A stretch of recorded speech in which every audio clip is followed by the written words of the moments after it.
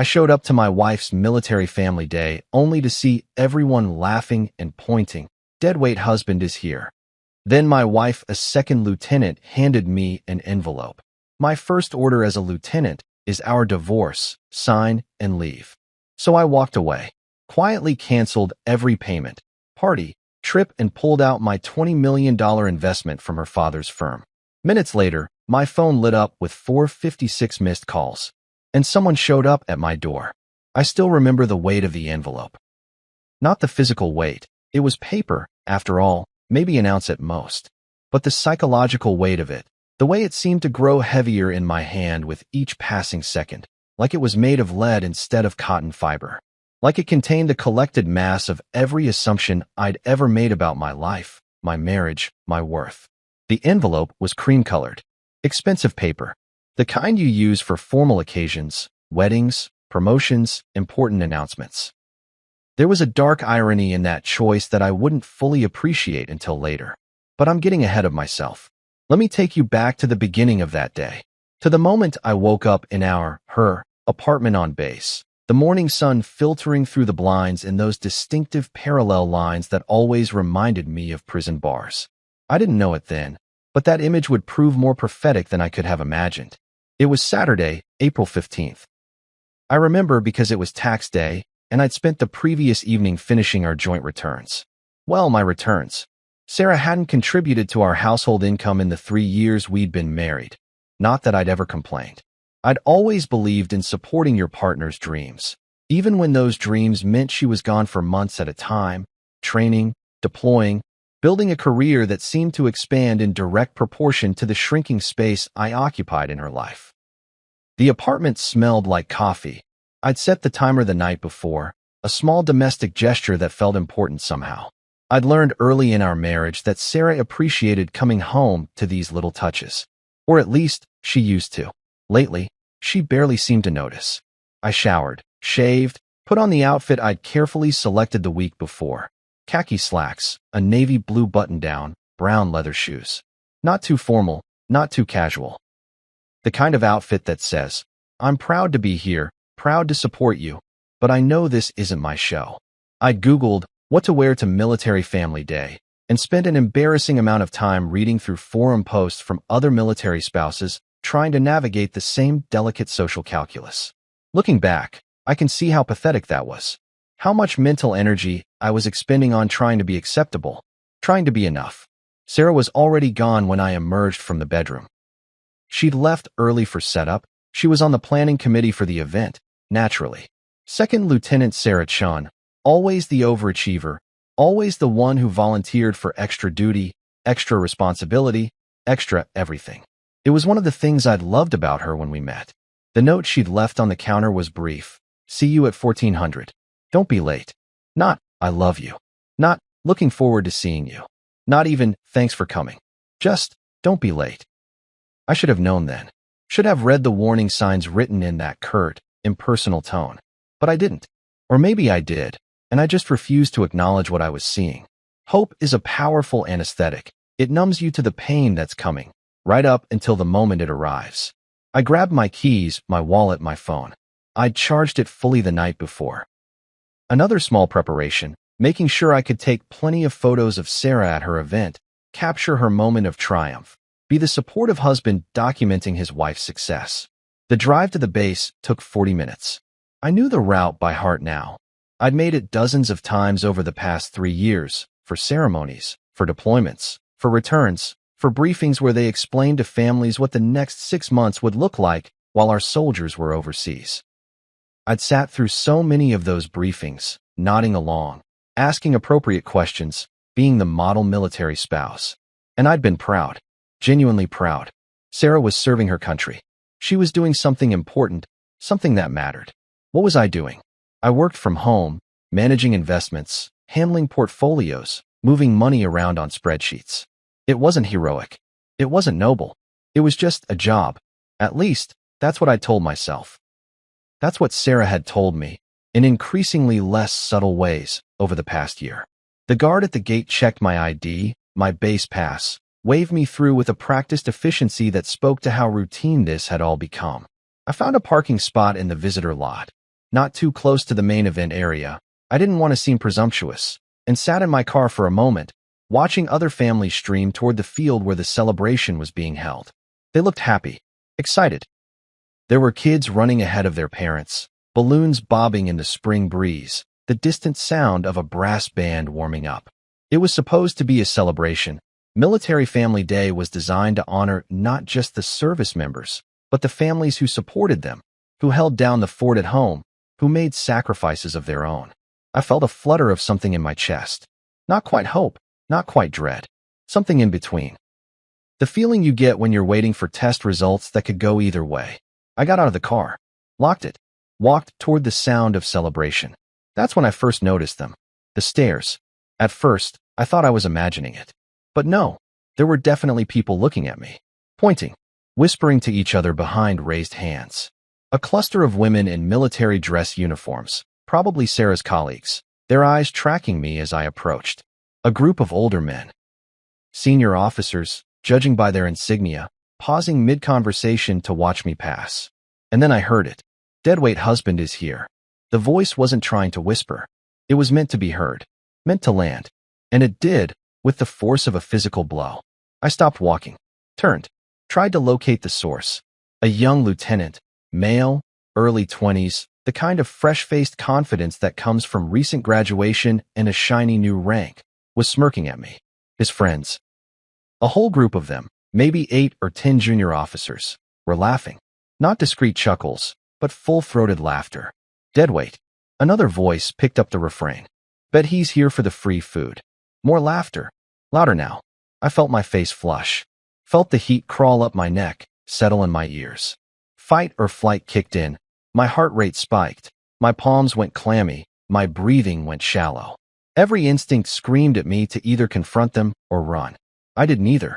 I kept walking. Head up. Eyes forward. The way you do when you're pretending you didn't hear something. When you're refusing to give them the satisfaction of a reaction. But they saw. They knew I'd heard. And the laughter followed me. I made it to the main field where the ceremony was being held. There were rows of folding chairs set up, a raised platform with a podium, American flags flanking both sides. Maybe 300 people were gathered, service members, families, local dignitaries. The brass band was playing now, some patriotic march I half recognized. I scanned the crowd for Sarah. Found her near the front, standing with a group of other newly commissioned officers.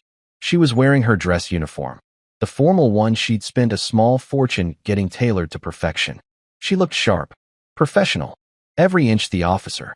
I started toward her, weaving through the crowd, trying to catch her eye. She saw me, and turned away, deliberately, consciously. She looked directly at me. Our eyes met for a fraction of a second, and then she pivoted back to her conversation as if I wasn't there. I stopped again, standing in the middle of the crowd, suddenly very aware of how alone I was. Everyone else seemed to be in clusters, families, groups, units. I was singular, isolated, deadweight. The ceremony began. I found an empty chair near the back and sat down, trying to make myself small, trying to disappear. A colonel took the podium and began speaking about service, sacrifice, the proud tradition of military families. He talked about how no soldier serves alone, how behind every uniform is a network of support, how families are the backbone of military readiness. I wondered if he could see the irony. If anyone could. The ceremony lasted an hour. Various awards were given out, promotions were recognized, speeches were made. Sarah's name was called. She'd received some kind of commendation for leadership during a recent training exercise. She walked up to the platform, received her certificate, shook hands with the colonel. Everyone applauded. I applauded too. Loudly, proudly. She didn't look at me. Not once. When it was over, people began mingling.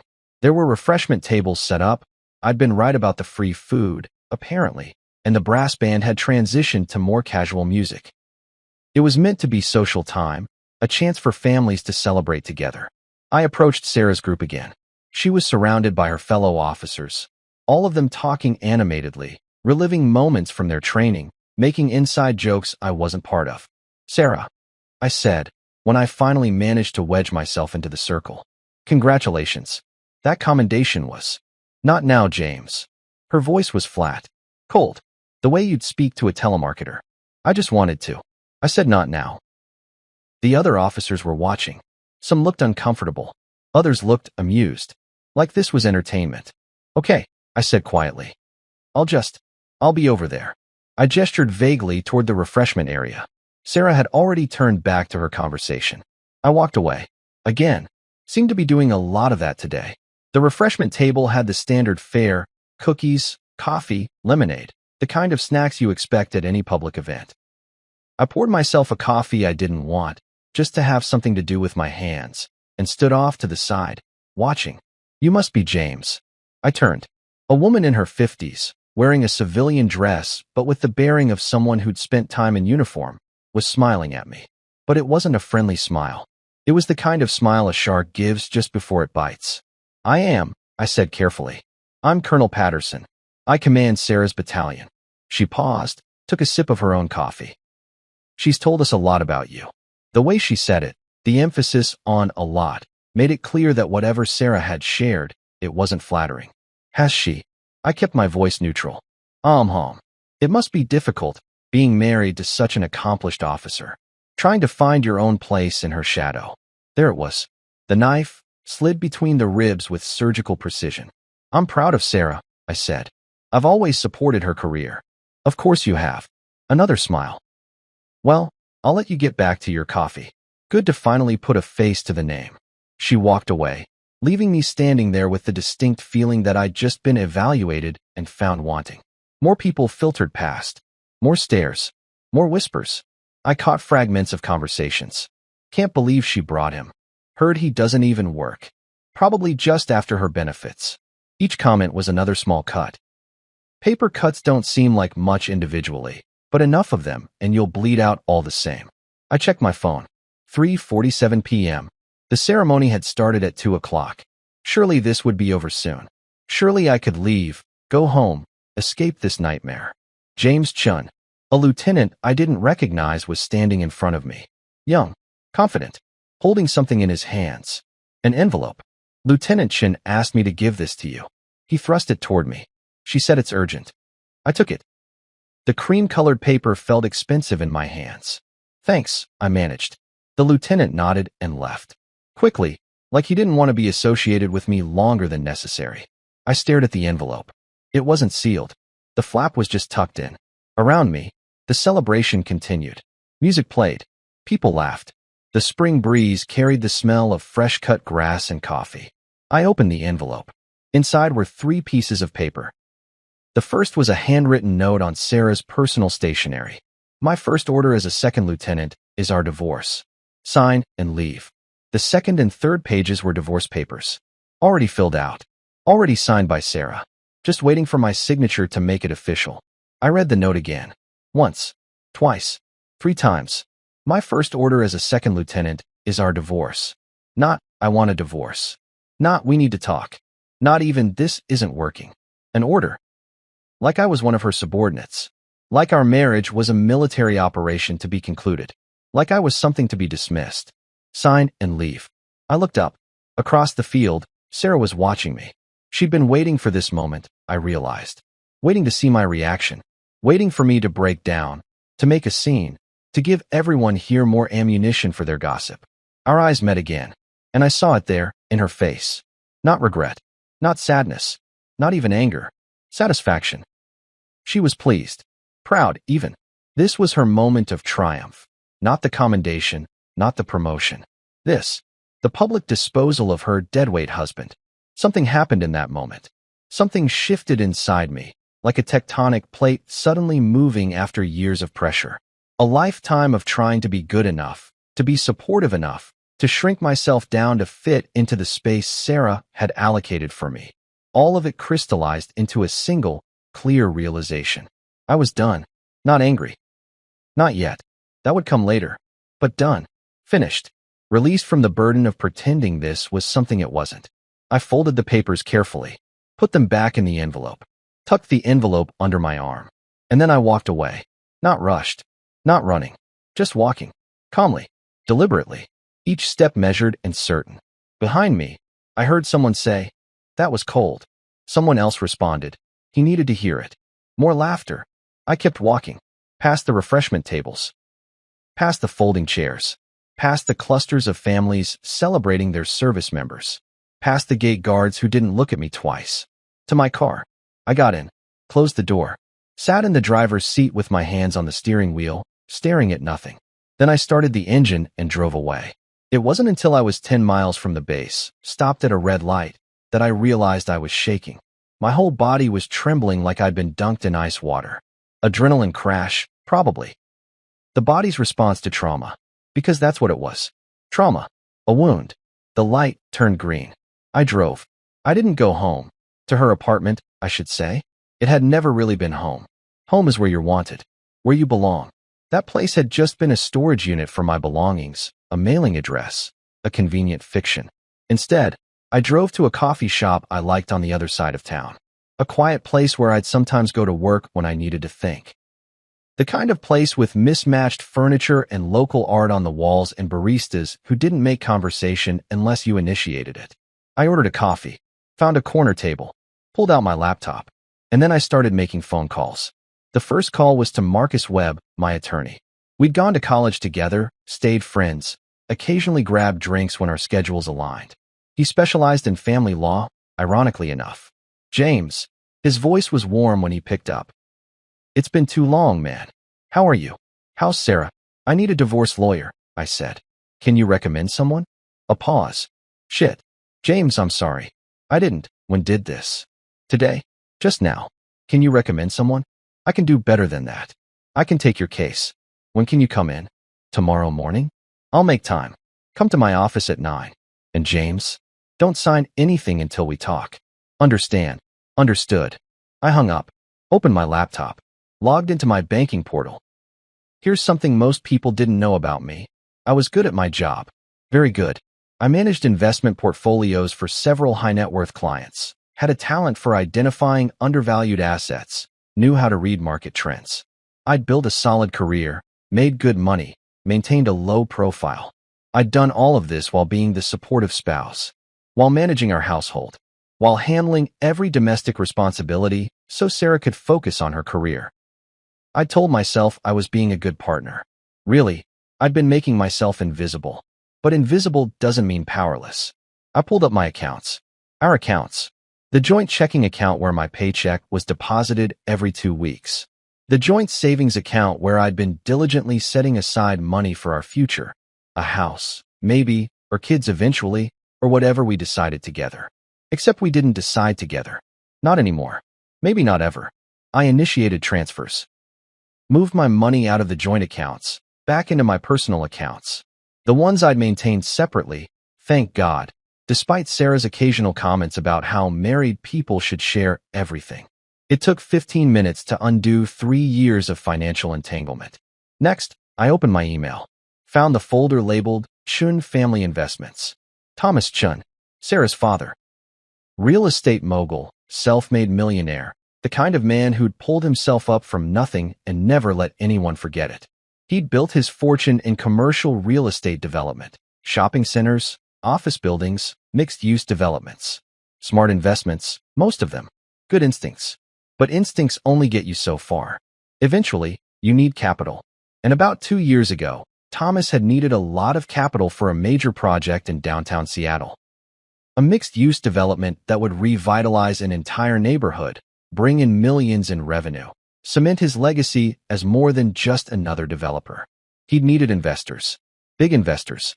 The kind with deep pockets and faith in long-term returns. I'd introduced him to several of my clients. And then, when those weren't enough, I'd invested myself.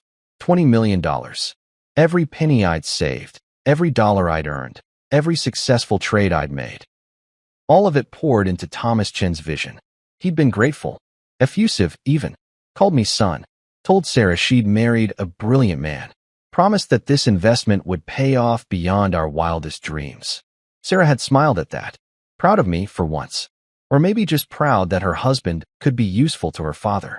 I pulled up the investment agreement, read through the terms, found the clause I was looking for, the one that allowed investors to withdraw under certain circumstances with 60 days notice. I began drafting an email. Dear Thomas, due to personal circumstances, I need to initiate withdrawal of my investment in the Harbor View Development Project. Per the terms of our agreement, please consider this my formal notice. I expect full return of my principal investment within the 60-day window stipulated in our contract. Best regards, James Chun. My finger hovered over the send button. $20 million. It was the anchor investment, the one that had unlocked loans from the bank, that had brought in other investors. Pull it out, and the entire project would likely collapse. Thomas would be ruined. His legacy project would die before it was born. Sarah would be furious. I clicked send. Next, subscriptions and services. I went through our shared accounts methodically, canceling everything I'd been paying for. Her gym membership. $200 a month for the fancy military spouse gym with the spa services. Her subscription boxes. Another $150 a month for curated beauty products. Her streaming services, her magazine subscriptions, her meal kit delivery. All of it went. Click, click, click. Canceled, canceled, canceled. Then I got to the bigger items. The ones that would really matter. Sarah's parents' 40th wedding anniversary party. 2 months away. I'd been planning it for 6 months. Had put down deposits on a venue, a caterer, a band, photographers. Total cost, $85,000. All of it coming from my accounts, because I'd wanted to do something nice for my in-laws, wanted to show I could contribute, wanted to prove I wasn't just deadweight. I called the venue. Hi. Yes, I need to cancel an event. Chun anniversary party, June 17th. Oh, that's one of our biggest bookings. Are you sure? The cancellation fee is. I'm sure. Go ahead and process it. But sir, you'll forfeit the entire deposit. I understand. Cancel it. I hung up. Called the caterer, the band, the photographers. Canceled everything. Each cancellation felt like removing a weight from my shoulders. Like I was excavating myself from beneath an avalanche, one shovel of snow at a time. The family trip to Hawaii. Sarah had wanted to do a big family vacation. Her parents, her brother, and his family, us. Show everyone how successful we were, how well we were doing. I'd booked a resort, paid for flights for everyone, arranged activities. Total cost, $47,000. Canceled. The new car I'd been planning to buy Sarah for her promotion. A Tesla Model S, her dream car. I'd put down a deposit, worked with the dealer, planned to surprise her next month. Canceled. By the time I was finished, I'd unwound every financial commitment I'd made that benefited Sarah or her family. Every payment, every subscription, every plan. All of it gone. My phone was still silent. No calls from Sarah. No messages. Nothing. It was 6:47 p.m. The ceremony had ended hours ago. She hadn't even texted to check if I'd gotten home safely. I closed my laptop. Finished my coffee, which had gone cold. Stared at the wall. A barista approached cautiously. Hey, we're closing in 15 minutes. Just wanted to let you know. Thanks, I said. I'm leaving. I drove to a hotel. A nice one, downtown. The kind with a concierge and room service and thick carpets that absorbed sound. I checked in, went to my room, ordered food I barely touched. Then I sat on the edge of the bed and finally, let myself feel it. The humiliation, the anger, the grief. All of it came crashing down at once, a wave that knocked me flat. I didn't cry. I wanted to, but couldn't. The emotions were too big for tears, too complex for simple sadness. Instead, I sat there in the dark hotel room, listening to the city sounds filtering through the window, and let myself acknowledge what I'd been denying for months. My marriage was over. Had been over for a long time, probably. I'd just been too afraid to admit it. Sarah didn't love me anymore. Maybe never had. Maybe I'd just been convenient, a steady paycheck, a supportive presence, someone to handle the boring domestic details while she built her career. Deadweight. Maybe they were right. My phone buzzed. Finally, a message. I looked at the screen, expecting Sarah. It was my bank. An automated alert. Large transaction detected. $20 million withdrawal initiated from Chun Harbor View Investment Fund. Contact us if this was not authorized. I authorized it. Then I turned off my phone and went to bed. I woke up to violence. Not physical violence. No one was attacking me. The hotel room was secure. The city beyond my window was going about its Sunday morning business with the usual urban indifference. But when I turned on my phone, The digital violence that erupted was immediate and overwhelming. 456 missed calls. The number seemed absurd. Impossible. I stared at it for a solid 30 seconds, convinced my phone had malfunctioned, that some glitch in the system had multiplied the actual number by some factor. But no. Scrolling through the call log confirmed it. 456 calls, from 11:47 p.m. last night until 7:23 this morning. Sarah, 89 calls. Thomas, Sarah's father, 127 calls. Michelle, Sarah's mother, 34 calls. David, Sarah's brother, 18 calls. Unknown numbers, 188 calls. And the voicemails, 73 voicemails. The inbox was full, had been full for hours, was now just rejecting new messages. I didn't listen to them. Not yet. First, I needed to understand what had happened while I slept. I opened my email. 347 unread messages. Most from Thomas, with subject lines that escalated from polite concern to panic to rage. James, call me please. Urgent, need to discuss your email. This can't be serious. Call me immediately. You're destroying everything. I will sue you for everything you have. There were emails from the bank, from Thomas's lawyers, from the project's other investors. From Sarah, though hers were surprisingly few. Just 3 messages, each one shorter and colder than the last. What the fuck did you do? Call me now? You're going to regret this. I set the phone down, took a breath. The hotel room suddenly felt very small, the walls pressing in. This was real.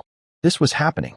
Whatever I'd set in motion yesterday was now fully in motion, gathering speed, careening towards some conclusion I couldn't yet see. Good. I ordered room service, coffee, eggs, toast, and while I waited, I finally listened to the voicemails. Chronologically, so I could watch the story unfold. The first was from Thomas, timestamped 11:47 p.m. His voice was controlled, measured, but I could hear the tension underneath. James, it's Thomas. I got your email. I'm confused. Very confused. This isn't like you. Can you call me back? We should talk about this. I'm sure whatever's bothering you, we can work it out. Call me, please.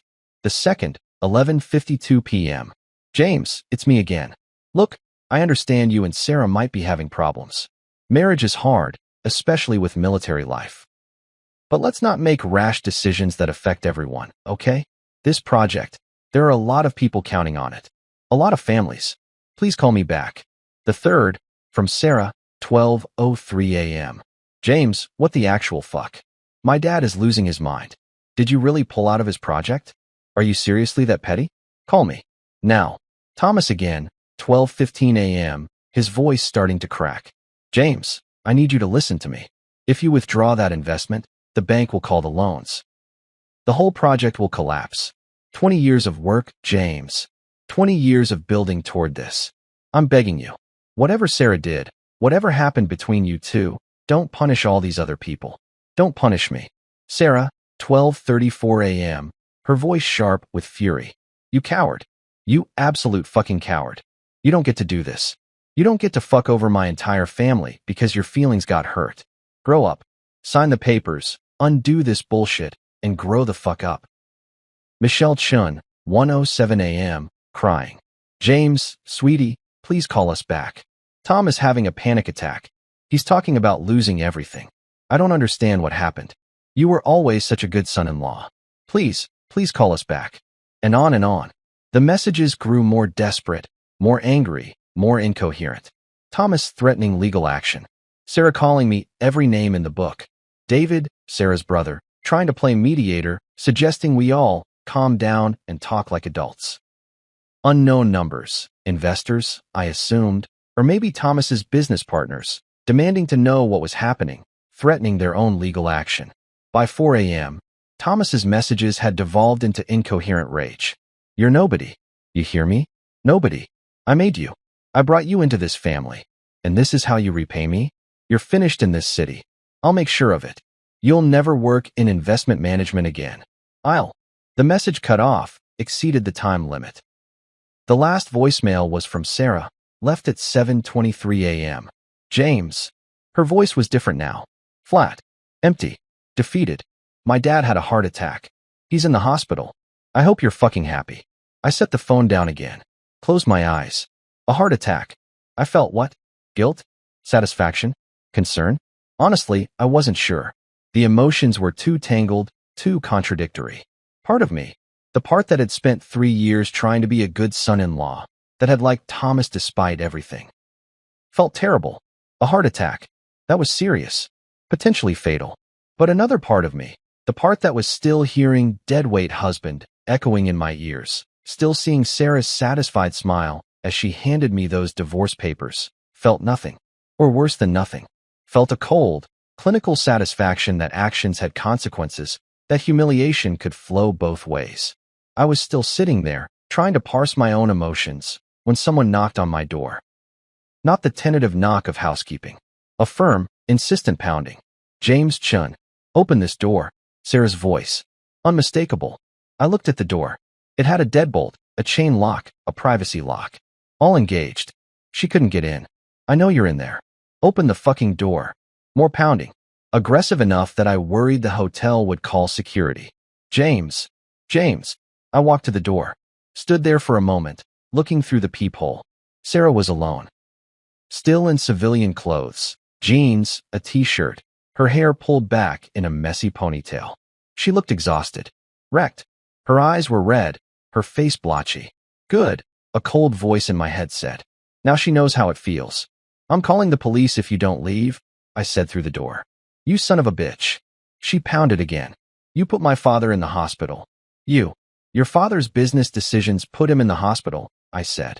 Calmly. I just withdrew my investment. That's my right. You're right? You're right? You're destroying my family. Interesting choice of words. Family. Tell me, Sarah, was I family yesterday? When you handed me divorce papers in front of everyone. When your colleagues were calling me deadweight. Was I family then? Silence. Then. That's what this is about. You got your feelings hurt, so you decided to. Got my feelings hurt. I repeated the words slowly. You ended our marriage with a written order. In public. At an event where you'd already made sure everyone thought I was worthless. And you think this is about my feelings being hurt. You're being dramatic. No. I'm being done. There's a difference. More silence. Then, quieter. James. Please. My dad could die. Whatever you think of me, he doesn't deserve this. You're right, I said. He doesn't. But I'm not the one who put him in the hospital. His own stress did that. His own decisions. His own choices about how to structure his business. You can fix this. Just restore the investment. We can work something out with the divorce. We can. No. No. No. I'm not negotiating with you. I'm not fixing anything. I'm done being the solution to your family's problems. You're being cruel. I almost laughed. I'm being cruel? Sarah, do you have any idea how insane that sounds right now? My father is in the hospital, and I'm sorry about that. Genuinely. I hope he recovers. But it doesn't change anything. You bastard. You absolute bastard. Probably. But I'm a bastard who's been set free. You gave me that, remember? Your first order as a second lieutenant. I heard her breathing on the other side of the door. Hard, angry breaths. This isn't over, she finally said. Yes, it is. Go home, Sarah. Or go to the hospital. Either way, leave me alone. My lawyers. We'll talk to my lawyers. That's how this works now. We don't talk directly. We have representation. We do this properly. Legally. You're going to regret this. Maybe. But not today. I heard her footsteps retreating. Fast, angry strides. Then the elevator dinging, doors opening, closing. She was gone. I went back to the window. Looked down at the street below. Watched Sarah emerge from the hotel entrance, get into a car.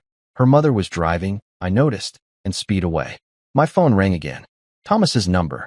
I didn't answer. It rang again. Sarah. Again. David. Again. I turned the phone off. Completely off, not just silenced. Then I sat down with my room service breakfast, which had arrived at some point during Sarah's visit, and ate methodically.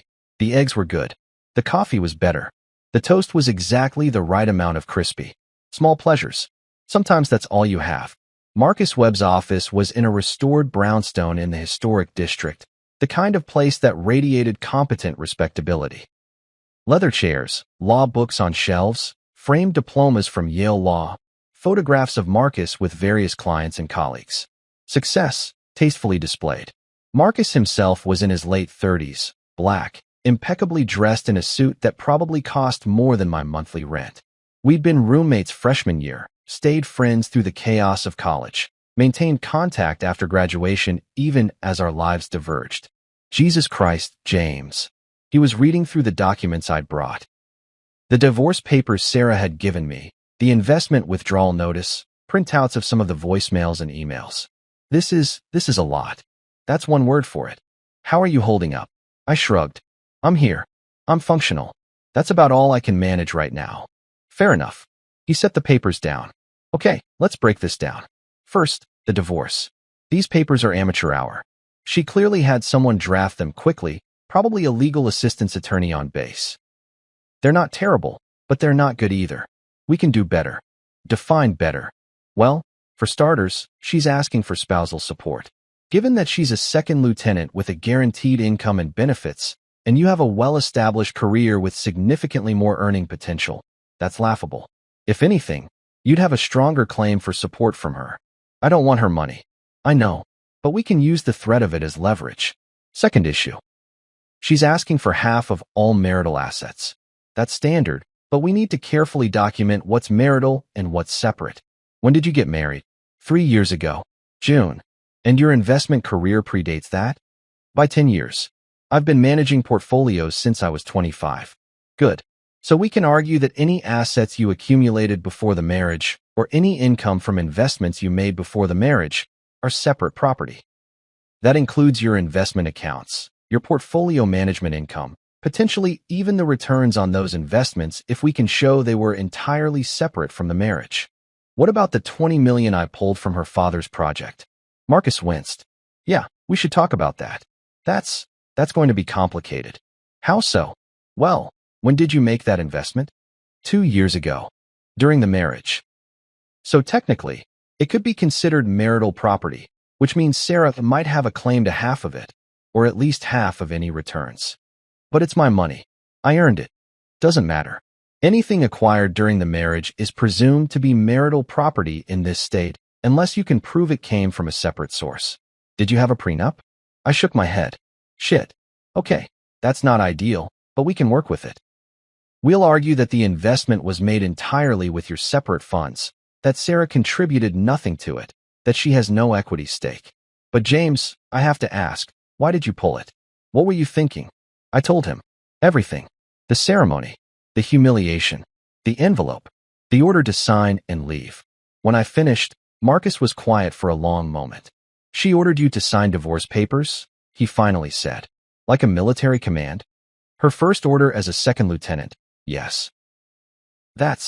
Jesus, that's some cold shit. It gets better. Apparently, the whole base knew. They were calling me deadweight husband before I even arrived. Marcus's jaw tightened. She set you up. This was planned. She wanted an audience for your humiliation. That's what it felt like. Okay, here's what we're going to do. We're going to hit back. Hard. We're going to file a counter-petition that makes it very clear you're not just rolling over. We'll ask for everything we're entitled to, we'll document every instance of her misconduct, and we'll make sure the military knows exactly what kind of officer they've commissioned. What do you mean? James, the military takes marital conduct seriously. Adultery is still technically a crime under the UCMJ. Public humiliation of a spouse, conducting personal business during official events. These are issues that could affect her career. I don't want to ruin her career. Why not? She tried to ruin your life. Because I'm better than that. Marcus studied me for a moment. Are you? Or are you still trying to be the nice guy, the accommodating spouse, the one who takes the high road even when it costs him everything? The question landed like a punch. I don't know, I admitted. Maybe both. Well, you need to figure it out. Because nice guys don't win divorces, James. People who are willing to fight win divorces. People who document everything, who build their case, who don't flinch when things get ugly. Those are the people who come out okay. I pulled $20 million from her father's project and maybe gave him a heart attack. I think I'm past the nice guy stage. Are you? Because from where I'm sitting, you're still worried about being fair. Still worried about what people will think. Still trying to be the bigger person. He leaned forward. Let me tell you something. Divorce is war. Not a polite disagreement. Not a business transaction. War. And in war, You use every weapon you have. That sounds exhausting. It is. But you know what's more exhausting? Spending the rest of your life knowing you rolled over, knowing you let someone treat you like garbage and then took it with a smile. Is that who you want to be? I thought about Sarah's face when she handed me the envelope. Thought about the laughter following me across that field. Thought about 3 years of making myself smaller, quieter, less. No, I said, that's not who I want to be. Good. Then we fight. We spent the next 2 hours going through everything. Marcus documented my statement about the events at the ceremony, took notes on Sarah's behavior over the past year, outlined a strategy for the divorce proceedings. He was thorough, professional, and absolutely ruthless in a way that should have bothered me, but didn't. One more thing, he said as we were wrapping up. The investment withdrawal. Thomas Chun is going to sue you. On what grounds? Breach of contract, tortious interference, probably emotional distress given the heart attack. He'll throw everything at the wall and see what sticks. But the contract allows withdrawal with 60 days notice. It does. But he'll argue you did it in bad faith, that you knew it would destroy the project, that your timing was deliberately malicious. He'll try to show that you violated some implied covenant of good faith and fair dealing. Will that work? Probably not. The contract is clear. You have the right to withdraw. But it'll be expensive and time-consuming to defend, which is exactly what he's counting on. He wants to make this hurt. Let him try. That's the spirit. I'll draft a response to any legal action he initiates. In the meantime, don't talk to him. Don't talk to Sarah. Don't talk to any of them. Everything goes through me. Understood. Understood. Good. He stood, extended his hand. We've got this, James. Trust me. I shook his hand. His grip was firm, confident. I wished I felt the same. The next week was a blur of logistics and loneliness. I found an apartment. Nothing fancy, a one-bedroom in a decent building, furnished, month-to-month lease. The kind of place someone would live temporarily, in transition between one life and another. Which was accurate. I went back to Sarah's apartment once, with Marcus and a police escort, to collect my belongings. Sarah wasn't there, smart, probably, given how volatile things had become. Everything I owned fit into my car in 2 trips. Clothes, laptop, some books, a few personal items. It was disturbing how little I'd accumulated in 3 years of marriage, how easily I could be extracted from her life. Like I'd never really been there at all. My phone continued to explode. Messages from the Chen family, from their lawyers, from people I barely knew who'd somehow gotten my number. Most of them I ignored. Some I forwarded to Marcus. The only call I answered was from my mother. James, sweetie, what's happening? Michelle Chen called me, crying, saying you've ruined their lives. That can't be true. Can it?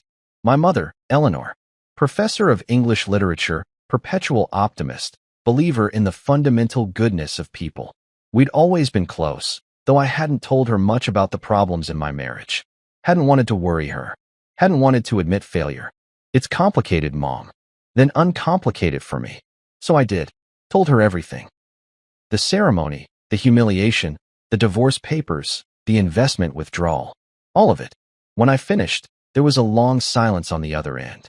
James, she finally said, her voice tight with controlled fury. Why didn't you tell me Sarah was treating you this way? Because I thought I could fix it.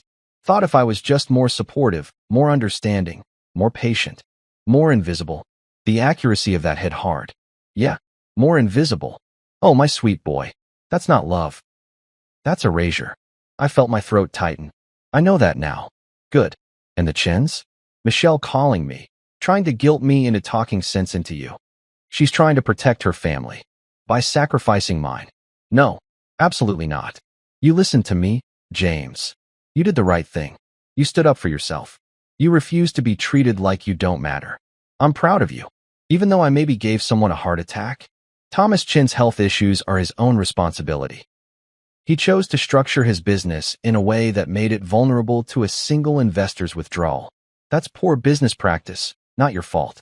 His daughter is my wife. His daughter humiliated you publicly and handed you divorce papers like a military order. She made her choice. You made yours. Hearing it said so plainly, so matter-of-factly, was somehow both validating and devastating. I don't know what I'm doing, Mom. Yes, you do. You're surviving. You're protecting yourself. You're refusing to be erased. That's exactly what you should be doing. We talked for another hour. She told me about her semester, her students, the garden she was planning for spring. Normal things. Human things. Things that reminded me there was a world beyond this nightmare. That life would eventually return to some semblance of routine. When we hung up, I felt fractionally better. Still broken, but not quite as shattered. 10 days after the ceremony, Marcus called. Thomas Chin filed suit. Expected. Yeah, but you need to see what he's claiming. I'm sending you the complaint now. I opened my email. Downloaded the PDF. Read.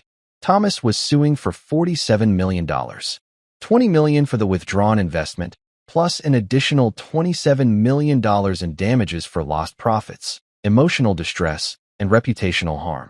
$47 million, I said aloud. That's ambitious. It's bullshit, Marcus said. But it's bullshit we need to take seriously. He's also filed for an emergency injunction to freeze your assets, claiming you're a flight risk.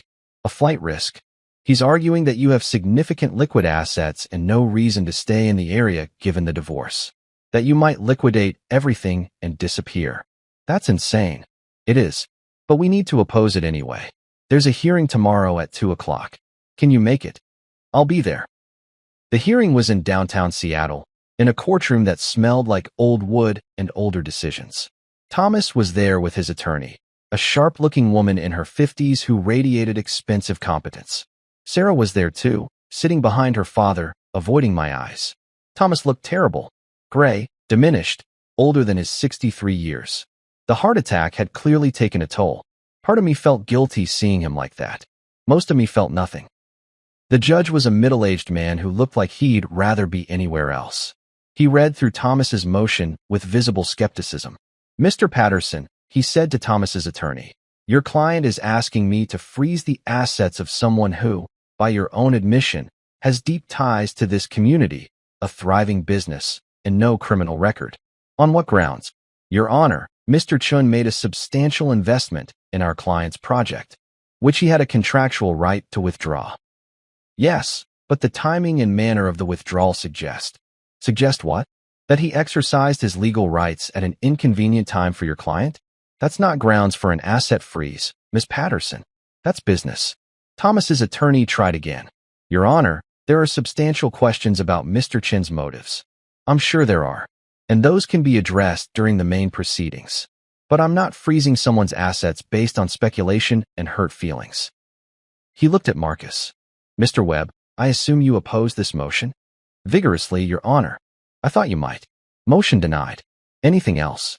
Your Honor, Thomas's attorney said, her voice rising slightly.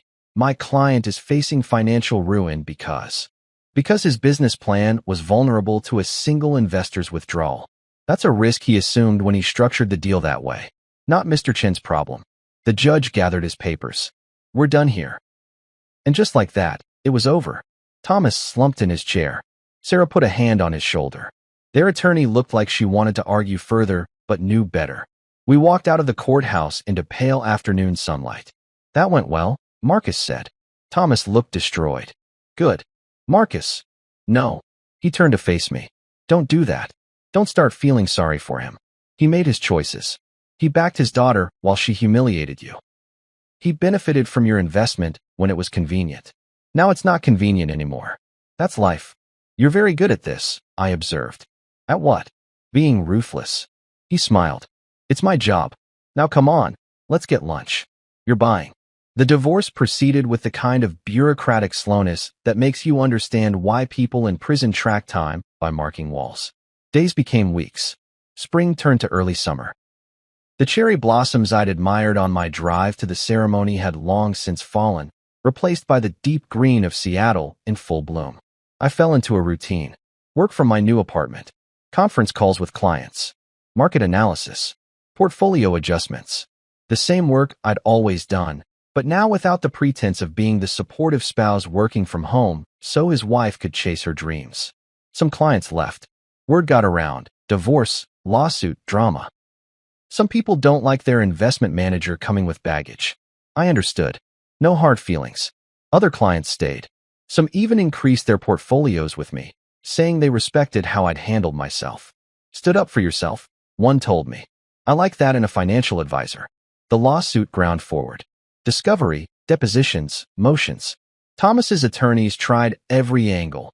Breach of contract, breach of fiduciary duty, intentional infliction of emotional distress. Marcus batted them all away with the same argument. The contract allowed withdrawal. James withdrew. End of story. He's going to lose. Marcus told me over coffee in his office. He knows he's going to lose. This is about punishment now, not justice. How much longer? Months, probably. Could go to trial, could settle. Depends on whether Thomas wants to cut his losses or keep bleeding money on attorney fees. And the divorce? That's moving faster. Sarah's attorney is actually being reasonable, which surprises me. They've dropped the spousal support request, agreed to a clean split of marital assets. We're basically just arguing over what counts as marital at this point. That's good. That's very good. Means we could have this wrapped up in a couple months. 2 months to end 3 years. It seemed both too long and not long enough. 6 weeks after the ceremony, I got an unexpected visitor. I was working from my apartment. A video call with a client in Tokyo had just ended. Time zones being what they were meant, I was taking meetings at odd hours when the intercom buzzed. Mr. Chun, there's someone here to see you. Says his name is David Chun, Sarah's brother. We'd never been particularly close. He was younger, still in graduate school, studying something involving renewable energy, but he'd always been friendly enough. Certainly more tolerable than the rest of the Chun family. Send him up. David arrived looking nervous, carrying 2 coffee cups from a local shop. Hey, James. I brought a peace offering. He held out one of the cups. Americano, right? 2 shots. You remembered. I remember a lot of things. He sat down without being invited, which was presumptuous but somehow not offensive. David had that quality, able to be pushy without being annoying. We need to talk. If you're here to convince me to restore the investment. I'm not. Dad's fucked. I know that. He knows that. The project is dead, the investors are gone, his reputation is in tatters. I'm not here about that. Then why are you here? David took a long sip of his coffee, gathered his thoughts. I'm here because my sister is a terrible person, and you deserve to know the whole truth. I set my own coffee down. I'm listening. Sarah's been cheating on you. For about a year. The words hung in the air like smoke. With who? One of her fellow officers. Captain somebody. I don't remember his name. Young guy, all muscles and confidence. She met him during training at Fort Lewis. How do you know this? Because she told me. Bragged about it, actually. Said he was what a real man looks like. Said you were a nice enough guy, but you didn't understand the military lifestyle. Said she was staying with you for financial stability until she could establish her career. I felt something cold settle in my chest. Not surprise. Part of me had suspected something like this, but confirmation still hurt. Why are you telling me this now? Because she's going to use it against you. How? She's planning to claim you withdrew the investment out of revenge for her affair. That you were vindictive and controlling. She's going to paint herself as the victim. The devoted soldier with an abusive spouse who tried to destroy her family when she stood up for herself. That's insane. That's Sarah. David took another sip. Look, I love my sister. She's family. But I'm not blind. She's always been like this. Calculating, cold, willing to rewrite history to make herself look good. Dad and Mom enable it because she's the golden child, the success story. I'm just the kid who went into green energy instead of military service or business. This still doesn't explain why you're here. Because you don't deserve what she's doing to you. And because I'm tired of watching my family destroy people. He reached into his bag, pulled out a folder. These are printouts of text messages between Sarah and her boyfriend. I got them from her laptop. She leaves everything synced to the cloud, and her password is embarrassingly simple. I opened the folder. Started reading. The messages were exactly what you'd expect. Intimate, explicit, dismissive of me. There were references to how James doesn't even notice I'm gone. How he's too busy playing businessman to care. How once I make captain, I won't need him anymore. One message stopped me cold. Family Day is this weekend. I'm going to end it then. Make it public. Make it humiliating. He deserves to know what deadweight feels like. She planned it, I said aloud. The whole thing was planned. Every detail. She told her friends ahead of time. Made sure everyone knew to call you deadweight. Coordinated the envelope delivery. All of it. Jesus Christ. Yeah. David stood up. So here's what I'm going to do. I'm going to give you these messages. I'm going to testify, if you need me to, about what she told me.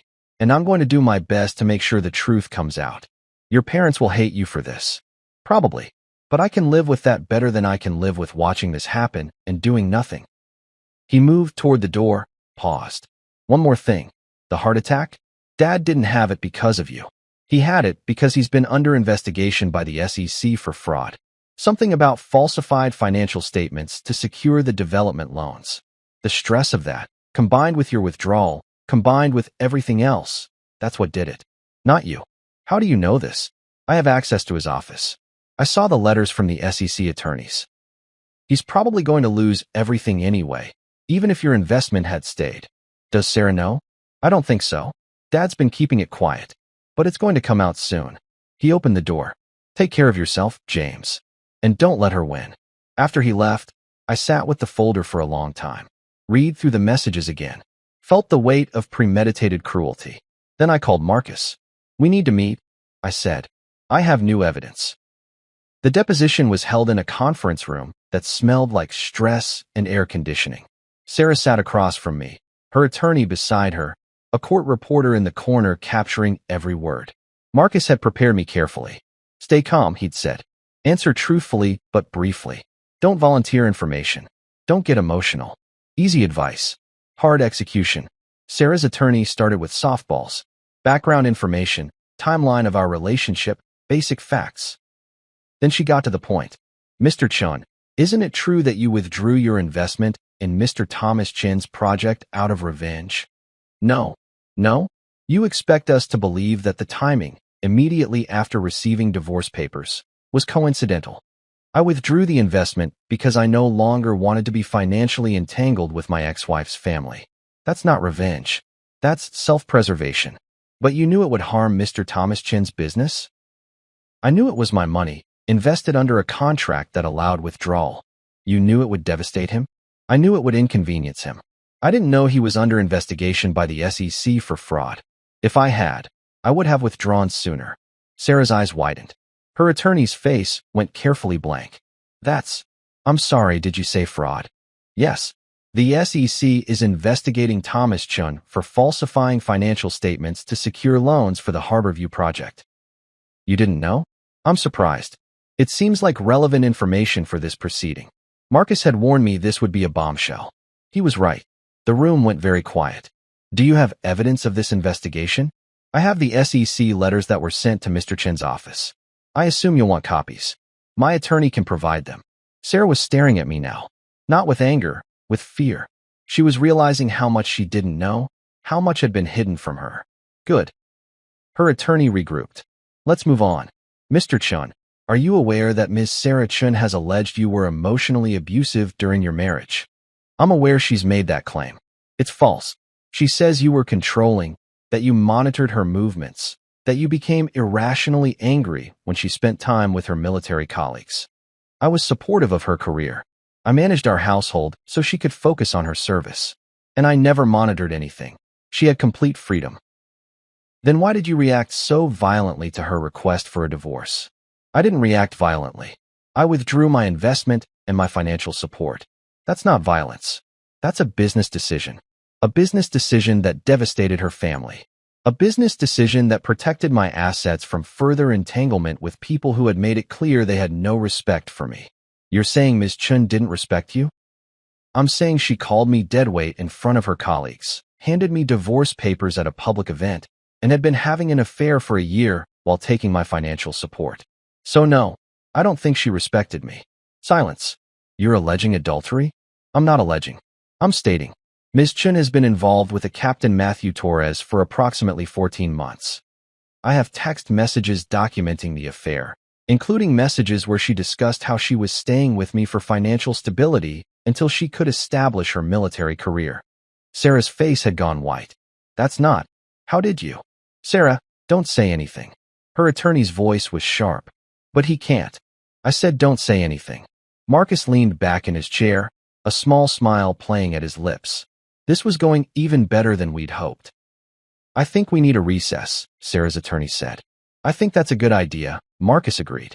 We broke for 15 minutes. I could hear Sarah and her attorney arguing in hushed tones in the hallway. When we reconvened, Sarah's attorney looked like someone who'd just realized they were playing poker against someone with 4 aces. Mr. Chun, let's talk about these alleged text messages. There's nothing alleged about them. They exist. They're authenticated. They show a clear pattern of infidelity and premeditation. Premeditation? Ms. Chin planned the public humiliation at the Military Family Day event. She coordinated with her colleagues to call me deadweight. She intentionally chose a public venue to serve me with divorce papers as part of what she described in her messages as making me feel what deadweight feels like. That's taken out of context. I'm happy to provide the full context. Would you like me to read the messages aloud? Sarah's attorney looked at her client. Sarah was staring at the table, her jaw tight. No, the attorney said quietly. That won't be necessary. 3 days after the deposition, Sarah's attorney called Marcus to discuss settlement. They want to settle? I asked, surprised despite myself. They're desperate to settle, Marcus corrected. The adultery evidence, the premeditated humiliation, the SEC investigation of her father, it's all created a perfect storm. If this goes to trial, Sarah's military career is over. Adultery is still a violation of the UCMF, and the premeditation shows conduct unbecoming an officer. The military takes this seriously. What are they offering? Clean break. No spousal support either direction. You keep your separate property. She keeps hers. Marital assets split 50-50, but given how little you have in joint accounts, it's basically nothing. You walk away free and clear. That's generous. That's desperate. They know they're fucked, James. Sarah's career, Thomas's business, all of it, it's falling apart. They want to salvage what they can. What about the lawsuit from Thomas? That's the other thing. Thomas is dropping it. All of it. No admission of wrongdoing from either side. Everyone just walks away. I sat with that information for a moment. It was what I'd wanted. Freedom, a clean break, the ability to move on with my life. So why did it feel hollow? Do I have to see her? I asked. To sign the papers? No. We can do it separately. You never have to see any of them again if you don't want to. I don't want to. Then you won't. The final hearing was scheduled for July 15th, 3 months almost to the day after the Military Family Day that had destroyed my marriage. I sat in the same courthouse where we'd fought over the asset freeze, but this time in a different courtroom. Smaller, quieter. The kind of room designed for endings. Sarah was there with her attorney. She'd lost weight, I noticed. Looked drawn, tired. The confident second lieutenant from that spring day was gone, replaced by someone who looked significantly less certain of her place in the world. Good. The judge, a different one this time, an older woman with kind eyes and a no-nonsense demeanor, reviewed the settlement agreement. This is a stipulated divorce, she said, meaning both parties have agreed to the terms. Is that correct? Yes, Your Honor, Sarah's attorney said. Yes, Your Honor, Marcus echoed. Ms. Chun, do you understand that you're waiving any claim to spousal support? I do, Your Honor. Sarah's voice was quiet but steady. Mr. Chun, do you understand you're waiving the same? I do, Your Honor. And you're both satisfied with the division of assets as outlined in this agreement? Yes, Your Honor, we said in unison. The judge signed the paperwork. Just like that. A few signatures, a few questions, and 3 years of marriage were dissolved. The court grants the petition for dissolution of marriage, the judge said. You are both free to go. We stood. Sarah's attorney gathered her papers quickly, clearly eager to leave. Sarah herself paused, looked at me for the first time since the deposition. James. Don't, I said quietly. I just want to say. There's nothing to say. It's done. She looked like she wanted to argue. Then seemed to think better of it. Not at once. Left with her attorney. Marcus and I walked out into summer sunshine. How do you feel? He asked. I don't know yet. Ask me in a year. Fair enough. Want to grab lunch? Celebrate. I think I need to be alone for a bit. I get that. Call me if you need anything. I drove back to my apartment, my permanent apartment now. I'd signed a year lease, and sat on my balcony, looking out at the city. Seattle in July is beautiful in a way that's almost aggressive. Everything is green and alive and vibrant. It mocks your sadness with its insistence on growth. My phone buzzed. A text from David. Heard the divorce was finalized. Hope you're doing okay. For what it's worth, I think you handled this with more grace than any of us deserved. I typed back, thanks. How's your family? Falling apart. Dad's definitely getting charged by the SEC. Mom's filing for divorce. Sarah got a letter of reprimand from her commanding officer. Nothing career-ending, but it's on her record. Everyone's scrambling to save themselves. It's ugly. I'm sorry. Don't be. We earned it. Take care of yourself, James. I set the phone down. Thought about karma, consequences, the way actions ripple outward in ways we can't always predict. Thomas Chin was facing fraud charges. His business was ruined. His marriage was ending. Sarah had a permanent mark on her military record. Her affair was known. Her reputation was damaged. Michelle was getting divorced and watching her family implode. And me? I was free. Legally, financially, emotionally free. I should have felt triumphant, vindicated, satisfied. Instead, I felt tired. August arrived with the kind of heat that makes Seattle natives complain about air conditioning being sold out everywhere. I'd settled into my new life with a routine that felt both familiar and strange. Work, gym, occasional dinners with friends, long walks around the city. The life of a single man in his mid-30s, trying to figure out who he was outside of a failed marriage. Marcus called one afternoon while I was reviewing a client's portfolio. Got some news, he said. Thought you'd want to hear. Good news or bad news? Depends on your perspective. Thomas Chin pleaded guilty to securities fraud. He's going to do 18 months in federal prison, pay a substantial fine, and is barred from serving as an officer or director of any public company. Jesus. Yeah, the SEC built an airtight case. Apparently, he'd been falsifying financial statements for years, not just for the Harborview project. It was a whole pattern of behavior. What about the investors? Most of them are suing in civil court. They'll probably get something back, but not much. The money's gone, James. He spent it maintaining his lifestyle, paying off other debts, keeping up appearances. Classic fraud pattern. I thought about Thomas at all those family dinners, talking about his success, his vision, his legacy. All of it built on lies. And Sarah? Still in the army. Still at her post. Keeping her head down, from what I hear. The affair fallout was contained. Torres got transferred to another unit. Sarah got her reprimand. And as far as the army's concerned, it's over. So she's fine. Professionally, she'll survive. Her career trajectory is probably limited now. That reprimand will follow her, but she'll make it to retirement if she wants. Personally, he paused. I hear she's struggling. Isolated. Most of her friends from the ceremony have distanced themselves. Nobody wants to be associated with that kind of drama. Good, I thought. Then felt immediately guilty for thinking it. You still there? Marcus asked. Yeah, just processing. Want my advice? Stop processing. Stop keeping track of what's happening to them. It's over, James. You won.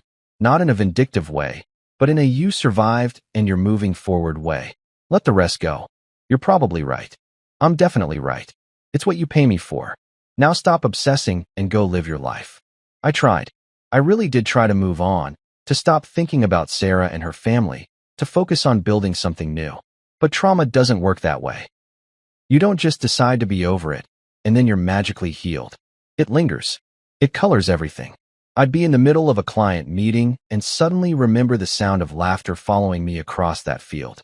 I'd be at the gym and catch a glimpse of someone in military PT gear and feel my chest tighten. I'd be on a date, trying, at least, to get back out there. And realize halfway through dinner that I was analyzing every word, every gesture, looking for signs of contempt or dismissal. You seem distant, one woman told me after our third date. Like you're not really here. She was right. I wasn't really there. Part of me was still standing on that field, holding that envelope, trying to understand how love could transform so completely into calculated cruelty. I started seeing a therapist, Dr. Patricia Morrison, recommended by a friend. She specialized in trauma, PTSD, the lingering effects of emotional abuse. You don't have to have been in a war to have trauma, she told me in our first session. Betrayal is trauma. Public humiliation is trauma. Having your reality systematically invalidated by someone you trusted, that's trauma. I feel stupid, I admitted. Like I should be over it by now. It's been months. Healing isn't linear. And you're not stupid. You're hurt. There's a difference. We did EMDR therapy, cognitive behavioral therapy, spent hours unpacking not just what Sarah had done, but why I'd stayed so long, why I'd made myself so small, why I believed that being supportive meant being invisible. You learned early that your worth was tied to being useful, Dr. Morrison said. That love was conditional on your ability to meet others' needs while suppressing your own. Where did that come from? I thought about my childhood. My father, brilliant but distant, perpetually disappointed that I'd chosen finance over academia. My mother, loving but overworked, who needed me to be the easy child, the one who didn't cause problems. The implicit message that had followed me through life. Be useful, be accommodating, don't take up too much space. That makes sense, I said slowly.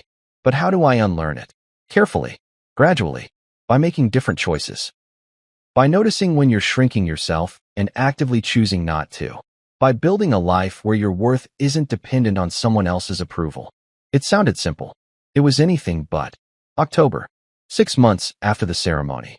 I was having coffee with an old college friend, Daniel, catching up on life. So you're really doing okay? He asked, studying me with the directness of someone who'd known me long enough to see through bullshit. I'm getting there, I said honestly. Some days are better than others. I heard what happened. With Sarah. With everything. It's been a mess. She was always kind of cold, he said carefully. Even back when you first started dating. We all thought it, but nobody wanted to say anything. Why not? Because you seemed happy. And who were we to judge? But looking back, he trailed off. She never seemed to see you, James. She saw what you could do for her, but not you. That's a depressing realization to come to after 3 years of marriage. Better than 30 years. Fair point. We talked for another hour, catching up on his life, his wife, his kids. Normal things. The kind of conversation that reminded me there was a world beyond my divorce, beyond my trauma, beyond the endless loop of processing and healing. As I was leaving, Daniel said something that stuck with me. You know what the best revenge is? Living well. No. The best revenge is becoming someone you're proud of. Someone who wouldn't tolerate what you tolerated. Someone who knows their worth. That's harder than it sounds. Most worthwhile things are. November, 7 months. I was promoted at work, managing partner of my firm, responsible for a portfolio worth over $300 million. It was a recognition I'd earned through years of solid performance, but it felt particularly meaningful now. Proof that I was more than Sarah's deadweight husband. Proof that I'd always been more than that. My mother threw a small dinner party to celebrate. Just family and a few close friends. It was warm and genuine and exactly what I needed. People who saw me, valued me, celebrated me for who I was rather than what I could provide. I'm proud of you, my mother said, pulling me aside after dinner. Not just for the promotion. For everything. For standing up for yourself. For doing the hard work of healing. For not letting bitterness consume you. Some days I feel pretty bitter, I admitted. That's allowed. But you're not letting it define you. That's the difference. December. 8 months.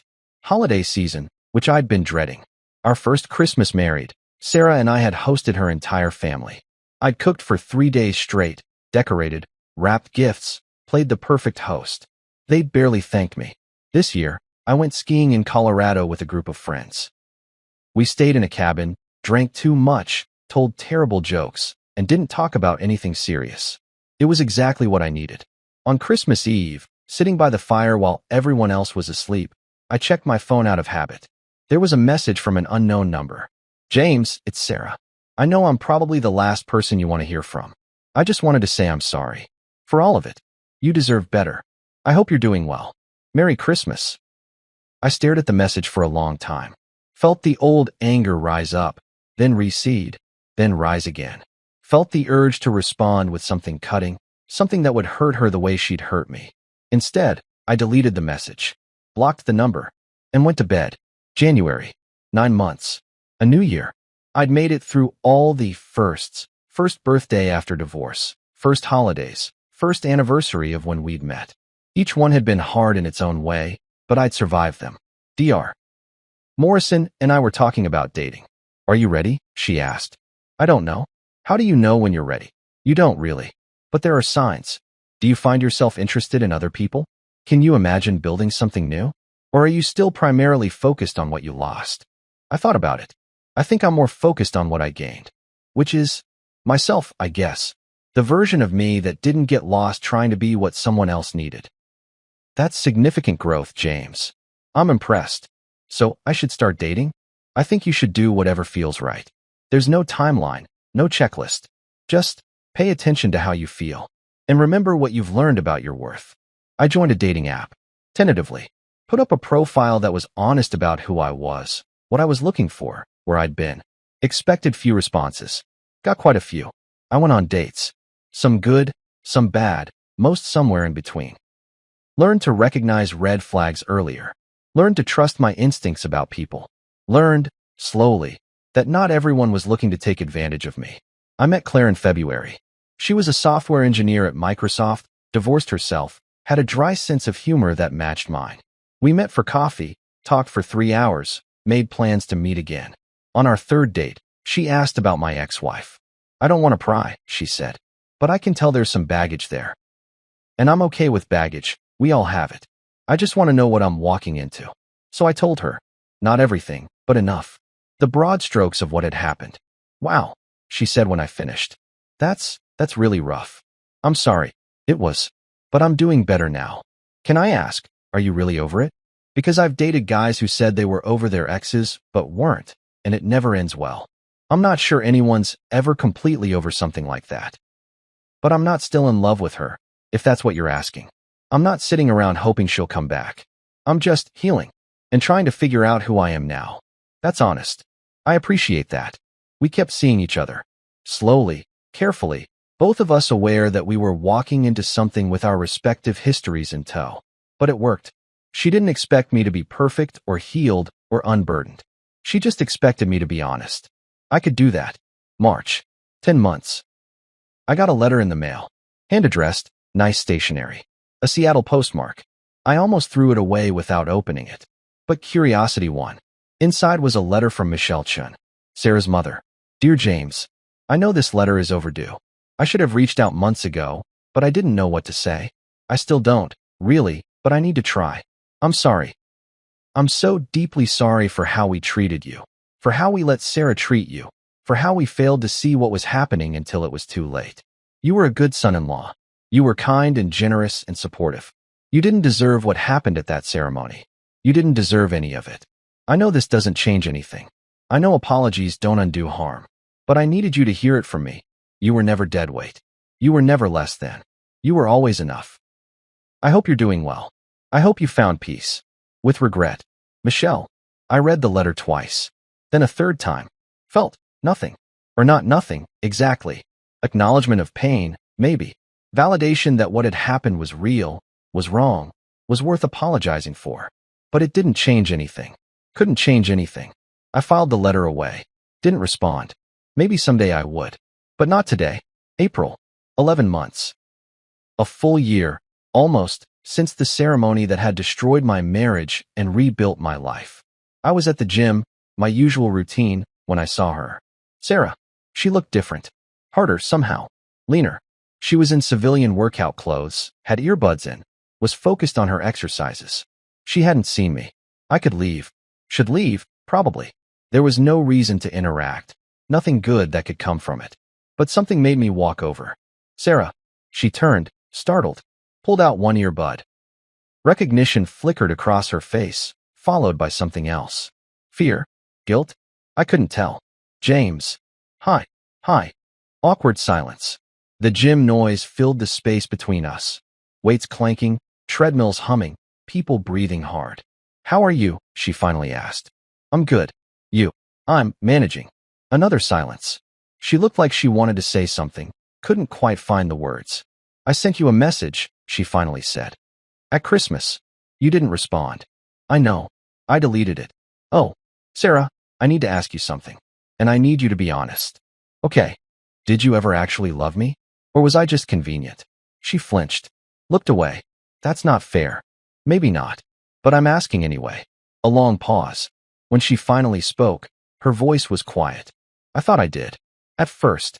But somewhere along the way, she trailed off. You were so supportive. So accommodating. So willing to just shrink yourself to fit into my life. And I started to resent it. Started to see it as weakness instead of strength. So you decided to humiliate me publicly? I thought you needed to wake up. To realize you were wasting your life on someone who couldn't give you what you needed. She finally looked at me. I was cruel about it. I know that. I was angry at you for being what I couldn't. Selfless, patient, kind. And I took it out on you in the worst possible way. You could have just asked for a divorce. Privately. Respectfully. I could have. I should have. But I wanted to hurt you. I wanted you to feel as trapped and suffocated as I felt. Why? Because it was easier to make you the villain than to admit I was the problem. Easier to paint you as deadweight than to acknowledge that I was the one who couldn't handle having a partner who actually loved me. I stood there processing. This was the most honest Sarah had been with me in years. Maybe ever. Thank you, I finally said, for telling me the truth. Does it help? A little. It confirms what I already knew, which is that I wasn't crazy. That what happened was real and wrong and not my fault. It wasn't your fault, she said quietly. None of it was your fault. I know that now. Are you happy? I thought about Claire. About my promotion. About Dr. Morrison's office where I did the hard work of healing. About my apartment that was mine, my life that was mine, my worth that was mine. I'm getting there, I said. Good. You deserve to be happy, James. You always did. So do you, Sarah. I hope you figure out how to get there. I walked away then.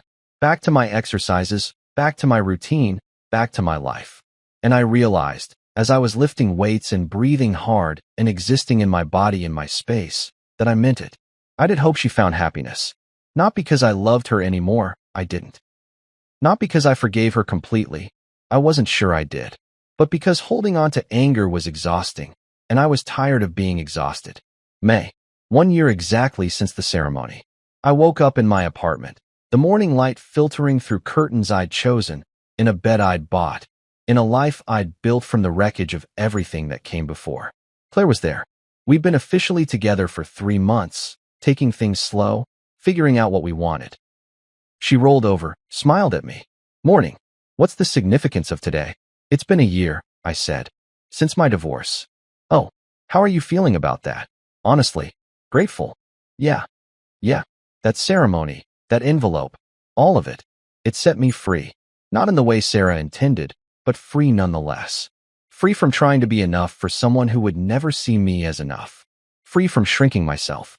Free from believing my worth was contingent on someone else's approval. That's beautiful, Claire said. And also very therapy speak. I laughed. Fair. Dr. Morrison would be proud. We got up, made coffee, planned our day. Normal things. Beautiful in their normality. Later, I met Marcus for lunch. He ordered champagne. What are we celebrating? I asked. You. 1 year post-divorce. Still standing. Still sane. Still successful. That's worth celebrating. It doesn't feel like much of an achievement. Are you kidding? Do you have any idea how many people get destroyed by what you went through? Who let the bitterness consume them? Who can't move forward? Who stay stuck in their anger forever? Some days I'm still pretty angry. Some days are allowed. But you're building something new. You're in a relationship with someone who respects you. You're killing it at work. You're in therapy doing the hard work. That's not nothing, James. That's everything. We clinked glasses. To freedom, Marcus said. To freedom. That evening, I did something I'd been avoiding for a year. I drove back to the base where the ceremony had been held. I didn't go onto the base itself, didn't have access anymore, didn't need it. But I parked in the visitor lot and walked to where I could see the field where it had all happened. It looked smaller than I remembered. Just a field. Grass, trees, a flagpole. Normal. Unremarkable. No echo of the humiliation, the laughter, the envelope. Just space. I stood there for a while, watching the wind move through the trees, feeling the late spring warmth on my face. And I realized something. The weight was gone. Not completely. Trauma doesn't disappear, damage doesn't vanish, scars don't fade entirely. But the crushing, suffocating weight of trying to be someone I wasn't, of believing I was dead weight, of carrying the burden of someone else's cruelty, that was gone. I was light. Free. Mine. I took out my phone, pulled up a blank note, wrote. Things I know now. 1. My worth is not determined by how useful I am to others. 2. Kindness is not weakness. Accommodation is not the same as erasure. 3. Love should make you bigger, not smaller. 4. It's okay to walk away from people who don't see you. 5. Healing is not linear, but it is possible. 6. The best revenge is becoming someone you're proud of. 7. I am enough. I have always been enough. I saved the note, titled it Lessons from the Wreckage. Then I got back in my car and drove home. To my apartment, my life, my future. 2 years later, I would run into David at a coffee shop. We'd catch up, exchange the updates you exchange when enough time has passed to make tragedy feel distant. Thomas had served his sentence, was out on probation, working as a consultant. Diminished, but surviving. Michelle had remarried. Someone kind, David said. Someone who treated her well. Sarah had left the military. Honorably discharged after her initial contract. Now working in corporate security. She'd moved to Virginia, was dating someone, seemed to be doing okay. And you? David asked. How's life? Good, I said. And meant it. Really good. I'm engaged. To that software engineer you told me about? Claire, yeah? We're getting married in October. Congratulations, man. You deserve it. Thanks. How about you? Finishing my PhD. Got a job lined up at a green energy startup in Portland. Starting fresh, you know. I know exactly.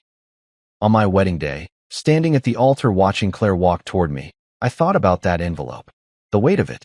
The way it had felt like lead in my hands. Like it contained the collected mass of every assumption I'd ever made about my life. But really, it had contained freedom, release, permission to stop pretending, stop shrinking, stop accepting less than I deserved. Sarah had meant it as an ending, a humiliation, a final dismissal. Instead, she'd given me a beginning. Claire reached the altar, smiled at me, mouthed, I love you. I smiled back. I love you too. And I did. Not the complicated, conditional, withholding love I'd known with Sarah, but something clearer, simpler, more honest. The kind of love that makes you bigger, not smaller. The kind of love that sees you. The officiant began speaking. I listened, present and engaged, as he talked about partnership and commitment and building a life together. But part of my mind was elsewhere. Thinking about that field, that envelope, that moment when everything shattered, and being grateful for it. Because sometimes, the worst thing that happens to you is actually the best thing. Sometimes, you have to be broken to learn how to build yourself back stronger. Sometimes, the weight you're carrying isn't yours at all.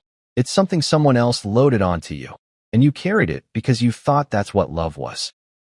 And sometimes, the greatest gift someone can give you is permission to put it down, even if they didn't mean it as a gift, even if they meant it as a weapon, even if they never understood that in trying to destroy you, they set you free.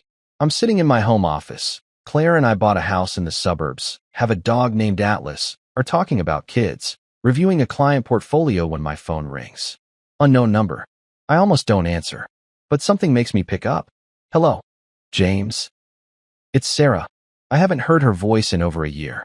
It sounds different, softer, uncertain. Sarah, hi. I'm sorry to call. I know we haven't talked in a long time. I need to tell you something, and I wanted to tell you directly. Okay. I'm in therapy. Have been for about a year. Real therapy, not just the mandatory counseling after the reprimand. And I've been doing a lot of work on everything that happened. On who I was, who I am, who I want to be. That's good. I'm glad. My therapist suggested I reach out to people I've hurt, to make amends, if they're willing to hear it. And James, you're at the top of that list. I waited, gave her space to continue. What I did to you is unconscionable. The public humiliation, the premeditation, the affair, all of it. I told myself at the time that you deserved it, that you were weak, that I was doing you a favor by forcing you to wake up. But the truth is, I was cruel because I was broken. I couldn't handle being loved by someone good, so I destroyed it. Destroyed you. Or tried to. You didn't destroy me. No. And that's remarkable, honestly. Most people wouldn't have survived what I put you through with as much grace as you showed. I don't know about grace.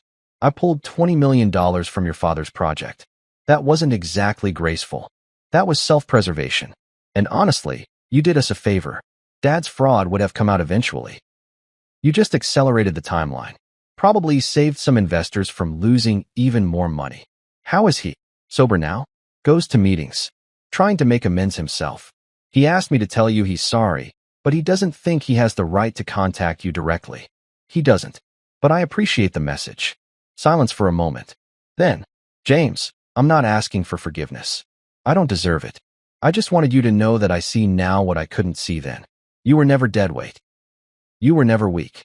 You were strong enough to love someone who couldn't love you back, and wise enough to walk away when I made it impossible to stay. That's more strength than I've ever had. I felt something shift in my chest. Not forgiveness, not exactly, but something close. Acceptance, maybe. Acknowledgement. Thank you for saying that, Sarah. It means something. Are you happy?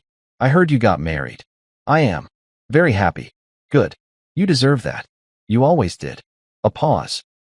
I should let you go. I needed you to hear this. From me. In my voice. So you knew it was real. I appreciate it. Take care of yourself, James. You too, Sarah. I hung up. Sat with the call for a few minutes. Claire appeared in the doorway. Everything okay? Yeah. That was Sarah. Your ex-wife, Sarah? The very same. She's in therapy. Called to apologize. How do you feel about that? Honestly, I feel complete. Like something that needed to be said was finally said, and now we can both really move on. Did you forgive her? I thought about it. I don't think forgiveness works the way people think it does. It's not this single moment where you decide to let everything go. It's more like releasing your grip on the anger, bit by bit, until one day you realize you're not holding on to it anymore.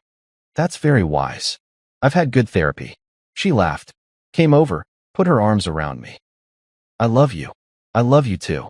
That night, I couldn't sleep. Too many thoughts circling. So I got up, went to my office, pulled out my journal. Dr. Morrison had me keep one as part of therapy, and I kept it up even after we transitioned to less frequent sessions. I wrote, May 15th, 3 years since the ceremony. Sarah called today, apologized.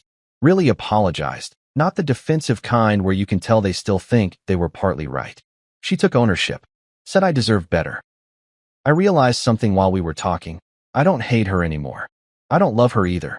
I feel neutral, like she's someone I used to know, someone who was part of my story but isn't part of my present. That's healing, I think.